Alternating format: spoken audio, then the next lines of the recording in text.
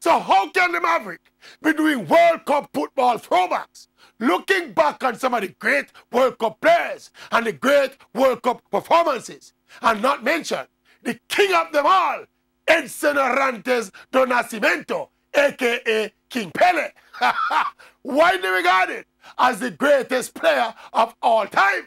When it comes to World Cup achievements, nobody can talk to Pele.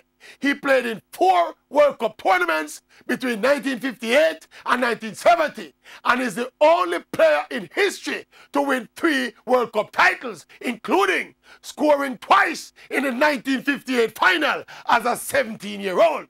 Pele was a pioneer, an inventor, and an innovator with the skills executed on the football field. He basically had no weakness. Name it, he had it. Skill, strength, pace, poise, vision, temperament. Pele was the closest thing to the perfect footballer. And while his few detractors argue that his Brazil teams were filled with great players and would have won without Pele, that was hardly Pele's fault. They put the World Cup in front of him and he dominated and he delivered. There was also the talk that Pele did not play club football in Europe like all the other greats, as he was basically nationalized by the Brazilian government, which kept him at his Brazilian club Santos almost his entire career.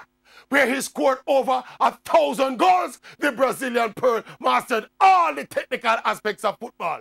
And with a high football IQ, great focus and desire, there was no better player ever. I personally never saw Pele play live, but we have all seen enough of his qualities to match them against his records and achievements to conclude that the footballer who is greater than King Pele, that baller, no born yet.